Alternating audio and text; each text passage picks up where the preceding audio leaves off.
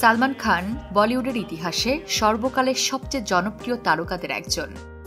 তার অভিনীত সিনেমাগুলো যেমন জনপ্রিয়, তেমনি জনপ্রিয় তার সিনেমার গানগুলো। তার কিছু নাচের মুদ্রা পুরো উপমহাদেশেই দারুণ জনপ্রিয়তা অর্জন করেছে। বিস্ময়কর ব্যাপার হল, নৃত্যশিল্পে তিনি কিন্তু খুব একটা দক্ষ নন, বরং তাকে নাচ শেখাতে গিয়ে বিপদে পড়েছিলেন ফারাহ খানের মতো বিখ্যাত কোরিওগ্রাফারও। আজকে আমরা সালমান খানের নাচের গল্পই শুনব।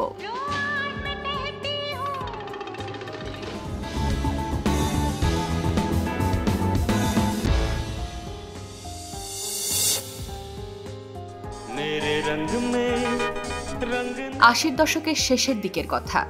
সালমান খান তখনও বলিউডের সিনেমায় অভিনয় শুরু করেননি, তবে বেশ কিছু টিভি বিজ্ঞাপনে অংশ নিয়ে সুপরিচিত হয়ে উঠেছেন মিডিয়া জগতে। তবে তার উদ্দেশ্য ছিল সিনেমায় অভিনয় করা। এই উদ্দেশ্যে বিভিন্ন প্রোডাকশন হাউসে ঘুরে বেড়ান, চেষ্টা করেন অডিশন দিয়ে কাজ পাওয়ার। এমন সময়ই সালমান খান একটি সিনেমার কাজের সুযোগ পেয়ে যান, কিন্তু তাকে নাচের অডিশন দেওয়ার জন্য ডাকা হয়। সেদিন তাকে নাচ শেখাতে এসেছিলেন তরুণ কোরিওগ্রাফার ফারাহ খান। সে সময় ফারাহ খানও বিখ্যাত হয়ে ওঠেননি, তবে কাজ করছেন নিয়মিত।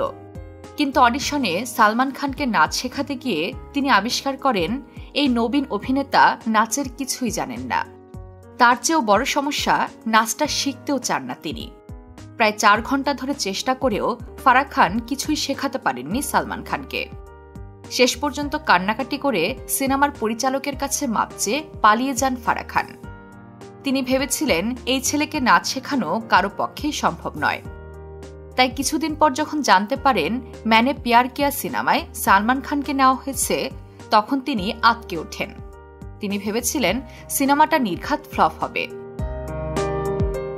শেষ পর্যন্ত ফারাহ খানকে অবাক করে দিয়ে ম্যানে প্যার কিয়া ব্লকবাস্টার হিট হয়।